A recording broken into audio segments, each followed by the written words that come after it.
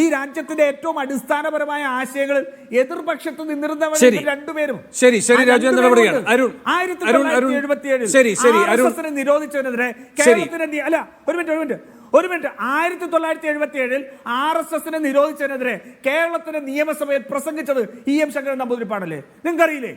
CH മേനോന്റെ ഗവർണറുടെ ധനപ്രഖ്യാപനത്തിലുള്ള മറുപടി പ്രസംഗത്തിൽ EMS ആണ് RSS നിരോധിച്ചതിനെതിരെ കേരളത്തിന്റെ നിയമസഭയിൽ അത്രമാത്രം ഇടചേർന്ന ബന്ധം കാലങ്ങളിൽ മുഴുവൻ ഉണ്ടായിട്ടുണ്ട്. ശരി ശരി ശരി രാജുവിന് അരുണിന്റെ സമയം അല്ല, എല്ലാവരും CPM-നെതിരെ തന്നെയാണ് ഇവിടെ സംസാരിച്ചിട്ടുള്ളത്. അരുൺ ശരി രാജു ശരി അരുണിന് മറുപടി പറയാം, ഒപ്പം രാജുവിന് മറുപടി പറയാം, ഒപ്പം എൻ ശ്രീകുമാറിന്റെ ഒരു രസമുള്ള പ്രയോഗവും ഉണ്ടായിരുന്നു. ഞാൻ അധികം സമയം എടുക്കുകയല്ല.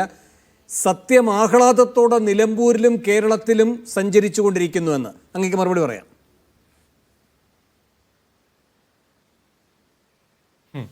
ഇവിടെ 3 പേരും ഏകദേശം ഒരേ ശബ്ദത്തിൽ പറഞ്ഞു.